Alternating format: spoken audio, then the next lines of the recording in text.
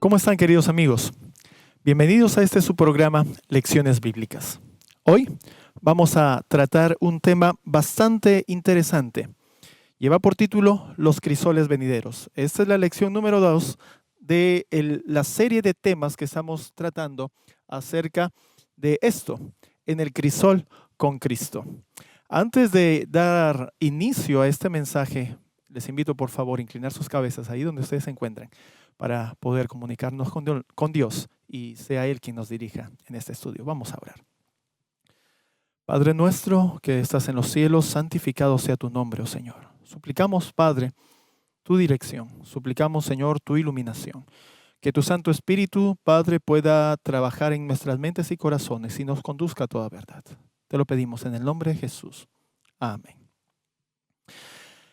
El crisol o los crisoles venideros. Algo para que nosotros tengamos en cuenta es de dónde sale esta palabra de crisol. En el libro de Proverbios, el capítulo 17 y el capítulo 27, nos habla acerca del crisol. Y eso está relacionado a que Dios utiliza la figura de crisol para probar los corazones. Así que de aquí nosotros sacamos la idea para poder usarla ahora con respecto a las pruebas o las dificultades que nosotros pasamos en la vida. Ahora, ¿qué es un crisol? Un crisol es un recipiente de metal que sirve para fundir metales. ¿Sí? Son puestos ahí los metales y con alto fuego con mucha fuerza, pues puede derretir los metales que son puestos en el crisol con el fin de refinarlos para luego moldear estos metales. Y es un asunto interesante porque son las dos cosas justamente que el Señor quiere hacer con su pueblo. Quiere pulir, limpiar a su pueblo, sacar toda la inmundicia, la suciedad que tiene su pueblo y a la vez moldearlo a la imagen de Cristo. Eso es un asunto muy interesante. Y el texto para meditar en este estudio lo encontramos en 1 de Pedro, el capítulo 4, versículos 12 y 13. Y dice lo siguiente: Amados, no os extrañéis acerca de la prueba de fuego, la cual se hace para probaros, como si alguna cosa extraña os aconteciese. Antes bien, regocijaos en que sois participantes de los padecimientos de Cristo, para que cuando su gloria sea revelada, os regocijéis con gran alegría. Algo que mencionar acerca de la primera carta del apóstol Pedro es que esta fue dirigida a toda la iglesia. Y fue escrita esta carta en la década del 60 de la era cristiana. Algo con respecto a esta década es que el emperador romano en esta oportunidad era Nerón, o en este tiempo era Nerón.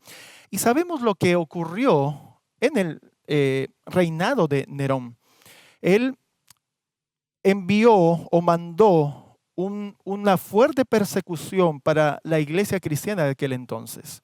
Y algo resaltante que él hacía al perseguir a los cristianos y al capturarlos es que él usaba como antorchas los cuerpos de los cristianos, aún en vida, para iluminar pasillos de los exteriores de su palacio, los jardines. Antorchas humanas eran encendidas en los jardines de Nerón. Este es un hecho bastante interesante y resaltante de la persecución en el tiempo de Nerón. Ahora, esto no es casualidad que Pedro utilice esta frase, prueba de fuego. Tiene mucho sentido por el contexto histórico en que Pedro escribió. La iglesia cristiana primitiva estaba verdaderamente pasando una prueba de fuego porque muchos hermanos de esa iglesia primitiva, esa primera iglesia cristiana, fueron quemados vivos como antorchas en los patios, en los jardines de Nerón. Así que esto no es casualidad que el apóstol Pedro utilice. En el versículo 2 menciona, en el versículo versículo 12 menciona algo interesante. Dice, amados, no os extrañéis. Dice, amados, no os extrañéis. Esta frase, no os extrañéis, tiene sentido de que no os parezca raro, que no os parezca algo fuera de lo normal. Y el apóstol Pablo en 2 de Timoteo capítulo 3 versículo 12 dice, el que quiera vivir piadosamente deberá padecer persecución. Los cristianos de aquel entonces querían vivir piadosamente. Y el resultado de ese desear vivir piadosamente como Cristo y con Cristo y en Cristo era justamente el padecer o el sufrir los padecimientos también de Cristo. Cuando estuve realizando la labor de colportaje hace años atrás en la ciudad de Cajamarca, allá en Perú, visité una iglesia en esa ciudad y en el grupo pequeño donde nos reunimos para estudiar la palabra de Dios, asistió un joven mucho mayor que yo, y este joven era abogado, y recién el sábado anterior al que yo visité esta iglesia, él se había bautizado. Y en el momento de confraternizar, lancé una pregunta a este joven. Y la pregunta que le hice fue la siguiente. ¿Cuándo tenías más dificultades? ¿Antes de bautizarte o después de ser bautizado? ¿Antes de conocer al Señor Jesús o después de conocer al Señor Jesús? Y la respuesta de este joven nunca me olvidé. La respuesta de este joven fue la siguiente. Ahora tengo más dificultades. El apóstol Pedro, estaba mencionando que no debiera ser un asunto extraño el que, habiendo entrado al cuerpo de Cristo o participando del cuerpo de Cristo, es que estaban sobreviniendo este tipo de males al cuerpo de Cristo, a la iglesia, a los miembros de la iglesia. Porque el que quiera vivir piadosamente padecerá persecución. Cosa extraña, sí, en verdad debiera ser. Que si nosotros creemos ser partes del cuerpo de Cristo, parte de la iglesia de Cristo, no seamos perseguidos o no seamos tildados como herejes o no seamos tildados como disidentes. Eso debería ser extraño. A la ley y al testimonio, dice la palabra de Dios. Y toda acción, todo pensamiento y toda palabra debe ser probado con las Escrituras. Y cuando ocurra eso en nuestro tiempo, si tú no padeces persecución, ¿qué podrá significar? Significará sin duda que en verdad no estás en Cristo. Algo también menciona en el versículo 13. Antes bien regocijaos en que sois participantes de los padecimientos de Cristo. Antes bien nos dice, regocijaos.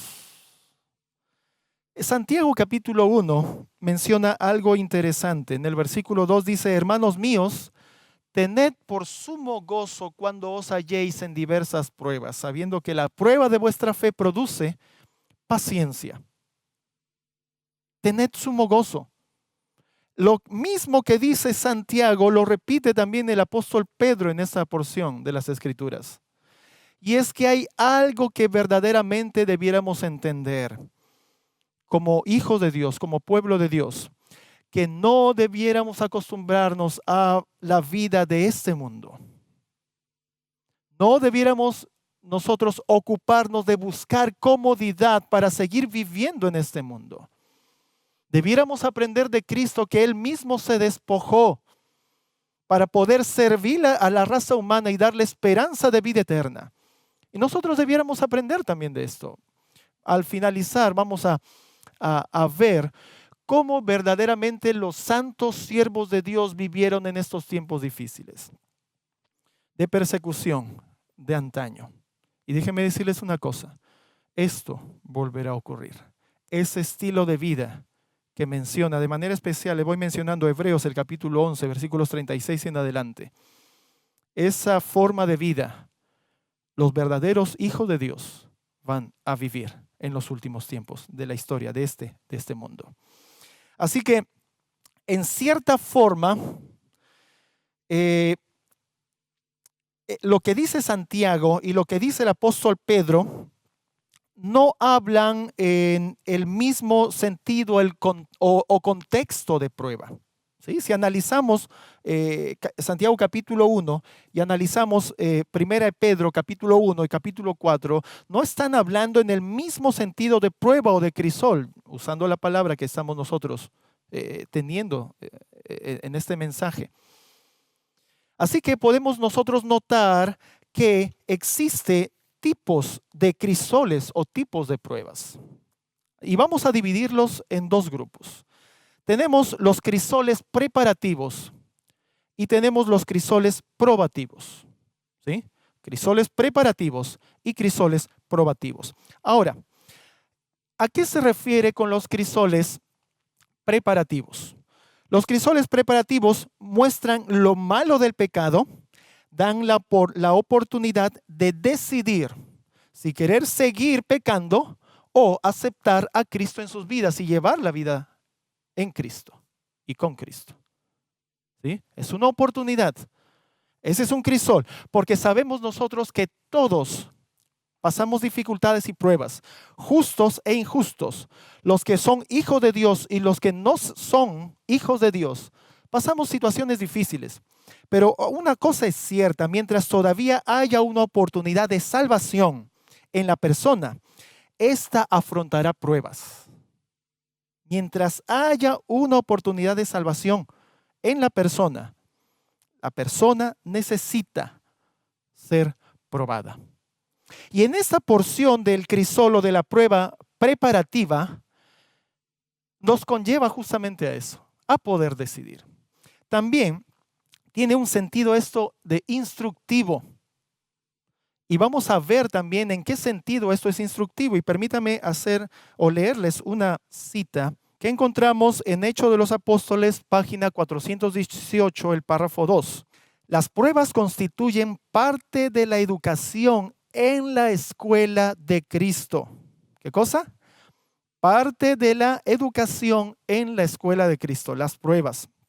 Y dice más, para purificar a los hijos de Dios de las escorias terrenales, porque Dios está dirigiendo a sus hijos, se presentan las experiencias angustiosas. Las pruebas y los obstáculos constituyen métodos elegidos por Él como disciplina y condiciones para el éxito. Aquel que lee el corazón de los hombres conoce sus debilidades mejor que ellos mismos. Ve que algunos tienen cualidades que, dirigidas correctamente, pueden ser usadas para el adelantamiento de su obra. En su providencia, conduce esas almas en medio de diferentes condiciones y variadas circunstancias para que puedan descubrir los defectos que ellos mismos no reconocían. Les da oportunidad de vencer esos defectos y prepararse para servir a Dios. A menudo permite que ardan los fuegos de la aflicción para purificarlos. Entonces, de esta forma, usando esta cita, nosotros estamos comprobando de que este crisol preparativo tiene la función, no solamente o la oportunidad de poder mostrar lo malo que es el pecado y nos da opción de decidir, sino también nos ayuda en asunto de instrucción. Por eso es un asunto de preparación o de enseñanza inclusive. También el crisol preparativo tiene que ver o llega a nuestra vida por consecuencia del pecado y la concupiscencia. Como consecuencia del pecado que hay en nosotros y la práctica misma del pecado y nuestras concupiscencias, sabiendo que nosotros somos tentados según nuestras concupiscencias. Satanás nos conoce muy bien. Basta solamente con soltarnos de la mano de Dios y de esa manera ya nos estamos poniendo a merced del diablo. Algo importante que también menciona el apóstol Pedro es que Satanás está como león rugiente buscando a quien devorar. Basta solamente que nos desliguemos de la protección del Señor para ya estar nosotros a la merced de las fauces de este gran león que es el diablo y Satanás. Y algo más, nos ayuda a conocernos y conocer nuestra situación de pecado. Todo esto lo mencionó también la cita que hemos leído de Hechos de los Apóstoles. Así que esta es la parte de los crisoles preparativos. Tienen esa función, ¿sí? Tienen esa función. Ahora, ¿qué tiene que ver los crisoles probativos? Su nombre mismo lo dice. Tiene que ver con la prueba de la preparación. Y ahora quería comentar algo. En la escuela, por lo menos en la educación que se recibe en Perú, existen evaluaciones o exámenes mensuales y bimestrales. Por lo menos en el tiempo que pasé en la escuela eran así. Y un profesor de los tantos que tuve, era singular su examinación o las pruebas que él hacía. Porque él no solamente nos tomaba un examen mensual y otro bimestral, el examen final del bimestre, sino que él también para el examen mensual, antes de llegar al examen mensual, nos tomaba pequeños exámenes que eran conocidos como los pasitos, ¿no? Cada clase, al terminar la clase o faltando unos pocos minutos para terminar la clase de este profesor, él extendía este pequeño examen que se resolvía en pocos minutos. Y eso nos indicaba a nosotros si habíamos captado o no la clase expuesta en esa oportunidad. Así que tenemos nosotros los exámenes probativos, pero dentro de los exámenes y de los crisoles probativos, encontramos probativos inmediatos y un probativo final. Ese probativo inmediato serían como estos pasitos para que nosotros vayamos puliéndonos en el conocimiento. Estos crisoles probativos inmediatos están relacionados a los crisoles preparativos. ¿Por qué? Al poder ser probados bajo el crisol preparativo y uno tener la oportunidad de decidir abandonar el pecado, al haberlo reconocido y entregarse al Señor, pasa a la parte probativa del crisol, a la probativa inmediata. Así que si yo acepté en el crisol preparativo que soy una persona que coge lo que no le corresponde, ¿no? Que roba, en el crisol probativo, en la prueba inmediata, el Señor permite una situación para probar o demostrar que la decisión que yo tomé es verdadera o no. Y eso también nos ayuda a poder examinarnos. Todo lo que el Señor hace es en bien de la persona. Así que tenemos aquí el crisol probativo inmediato. Tiene ese propósito. Y si nosotros salimos airosos, vencedores con la ayuda del Señor de este crisol probativo inmediato, vienen más crisol a nuestra vida para seguirnos preparando en cada aspecto que necesitamos de nuestro carácter. Y cada victoria del crisol probativo inmediato, mis queridos hermanos, resulta siendo que cada vez se impregna más en nuestra vida el carácter de Cristo. Eso es lo que significa. Es la oportunidad de fortalecernos espiritualmente. Y al salir victoriosos de esta prueba, estamos convencidos que con Cristo podemos vencer el pecado y al diablo. Esto nos ayuda para aumentar nuestra fe y también nos ayuda a madurar. Todo dentro de esta prueba. Y si nosotros analizamos nuestra vida cristiana, resulta siendo así, mis queridos hermanos. Somos probados, recibimos pruebas para que nos prepare y recibimos también pruebas para saber si esa primera prueba de preparación fue verdadera en nosotros o todavía necesitamos recibir más y más pruebas cada vez más fuertes para que se vaya asentando en nosotros la necesidad de entregar nuestra vida al Señor. También algo que ver en la parte del crisol probativo inmediato es que se recibe el Espíritu Santo y juntamente con el Espíritu Santo el sello de Dios. Efesios capítulo 1, versículo 13 y 14 nos habla justamente de estas cosas.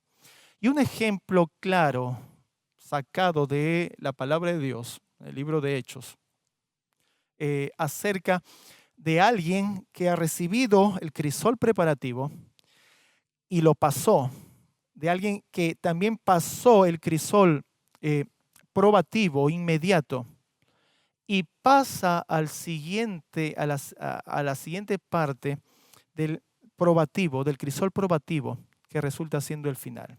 Es la persona de Esteban, el diácono Esteban, ungido para poder servir a la iglesia. Cuando Esteban fue apresado y lo llevaron para apedrearlo, lo que manifestó Esteban, queridos hermanos y amigos, fue nada más ni nada menos el carácter de Cristo en su vida. Esteban, en vez de responder a los insultos o a las piedras que le lanzaban, Esteban levantó su rostro al cielo y suplicó al Padre que no tome en cuenta el pecado de esa gente que le estaba matando. ¿Se dan cuenta, mis queridos hermanos y amigos? Le estaban matando.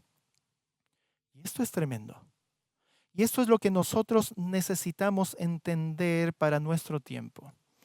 Y algo que quería presentarles también, otra cita del Conflicto de los Siglos, la página 564, el párrafo 2, acerca del crisol probativo final. Dice lo siguiente: desde los días de Adán hasta los nuestros, el gran enemigo ha ejercido su poder para oprimir y destruir.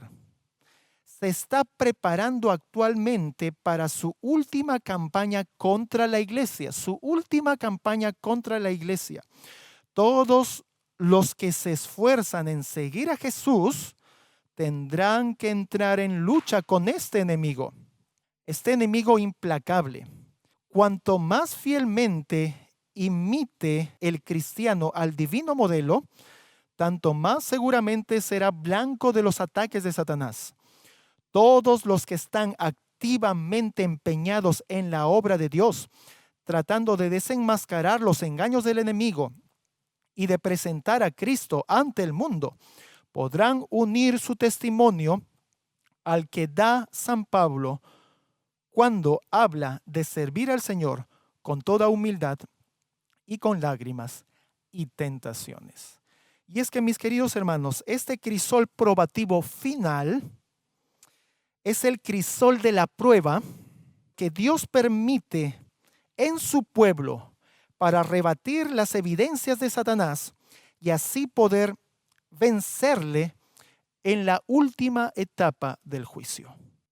Y mencioné la última etapa del juicio. Eso significa que si nosotros quisiéramos hacer ahora una línea de tiempo, nosotros pondríamos en medio el cierre de la puerta de la gracia y avanzando hacia la derecha, hacia la venida de Jesús, y antes de la venida de Jesús, nosotros podríamos encontrar allí el crisol probativo final. ¿Y quiénes podrán pasar ese crisol probativo final? Nosotros ahora tenemos esa oportunidad, así como Esteban. Pero así como Esteban y como lo manifiesta Efesios capítulo 1, versículo 13 y 14, eso es un asunto que tiene que ver con las arras del Espíritu. Pero ahora tenemos la promesa de que el Espíritu Santo va a ser derramado con más poder en estos últimos tiempos. Y el sello de Dios va a ser puesto entre su pueblo. El Señor va a sellar su ley en su pueblo. Así que tenemos el Espíritu Santo y tenemos el sello de Dios en la gente que va a ser o que va a pasar el crisol probativo final. ¿A qué grupo de personas me estaré refiriendo? Yo sé que tú lo sabes. Son los 144,000. Y nosotros tenemos la oportunidad de estar preparándonos para ese momento, pasando con sumo gozo los crisoles preparativos, pasando con sumo gozo y de la mano del Señor Jesucristo el crisol probativo inmediato. Y al obtener también la victoria aquí y al ir sellando el carácter de Cristo en nuestras vidas, mis queridos hermanos, vamos a pasar la prueba final. ¿Estamos listos para eso? ¿Saben qué? Dice la palabra de Dios, el que cree estar firme, mire que no caiga. Algo que quería también leerles para poder finalizar es lo que dice Hebreos capítulo 11, versículo 36 al 38. Y yo les había mencionado que les iba a decir cómo es que va a vivir el pueblo de Dios en los últimos instantes o tiempos de nuestro mundo. Versículo 36 al 38. Otros experimentaron vituperios y azotes, y a más de esto, cadenas y cárceles. Fueron apedreados, aserrados, probados, muertos a espada. Anduvieron de acá para allá cubiertos de pieles de ovejas y pieles de cabras, pobres, angustiados, maltratados, de los cuales el mundo no era digno, errantes por los desiertos, por los montes, por las cuevas y por las cavernas de la tierra. Aquí se describe no solo cómo vivió el pueblo de Dios persecuciones en el pasado. Esta va a ser la misma situación o condición en que el pueblo de Dios de ahora enfrentará la grande prueba que está pronta a venir. Ya estamos sintiendo esos pasos. Y hay algo que el mismo autor de Hebreos, en Hebreos 12, versículos 4 al 7, menciona. Porque aún no habéis resistido hasta la sangre, combatiendo contra el pecado, y habéis ya olvidado la exhortación que como a hijos se os dirige. Hijo mío, no menosprecies la corrección del Señor, ni desmayes cuando eres de Él reprendido. Porque el Señor al que ama castiga y azota a todo el que recibe por hijo. Si soportáis el castigo, Dios os tratará como a hijos. Porque ¿qué hijo es aquel a quien el Padre no castiga? ¿Y cómo es que esto se experimentará en nuestras vidas? ¿Cómo esto se manifestará en nuestras vidas? Ezequiel capítulo 7. Nos vamos al Antiguo Testamento. Ezequiel. En el capítulo 7, los versículos 15 y 16, miren lo que dice. De fuera espada, esto es lo que ocurría o lo que el Señor anunciaba acerca de lo que iba a ocurrirle a Jerusalén. Ezequiel capítulo 7, versículo 15 y 16. De fuera espada, de dentro pestilencia y hambre. El que estuviera en el campo morirá a espada. Y al que estuviera en la ciudad, el hambre y la pestilencia lo consumirán. Y los que escaparen de ellos, los que salgan de la ciudad, ¿sí?, huirán y estarán sobre los montes como palomas de los valles, gimiendo todos por su iniquidad. ¿Cuál es la razón para que el Señor haga esto con su pueblo? Es la iniquidad, la pecaminosidad de su pueblo. Y hemos visto ya, tratando el asunto de los crisoles o de las pruebas, que esa es la forma para que el Señor refina a su pueblo y lo moldee a la imagen de Cristo. Es necesario. Y dice, y no casualmente menciona que es en los montes que estarán ese remanente del pueblo de Dios, ese que quedará aún con vida después de toda esta terrible prueba, de este terrible crisol que está por sobrevenir al pueblo de Dios, dice que estará en los montes. Y eso viene a mi mente lo que dice Isaías capítulo 58, versículo 13 y 14. Si quitares tu pie de pisotear mi santo sábado, dice el Señor. Pero finalmente en el versículo 14 dice que el Señor, nuestro Dios, va a sustentar a su pueblo con la heredad de Jacob, su padre. ¿Y dónde? Estos versículos lo mencionan, Isaías 58, 13 y 14. En las alturas de la tierra.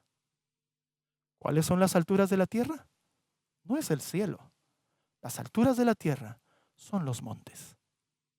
Si el Señor va a llevar a su pueblo y su pueblo va a estar siendo probado, huyendo y viviendo de esta manera, como lo hemos leído de Hebreos capítulo 11, también en los montes, es que también el Señor en ese mismo lugar es que va a sustentar y va a cuidar a su pueblo, porque Él tiene el único deseo de salvarlos y hacerlos a la imagen de Cristo, con el carácter de Cristo.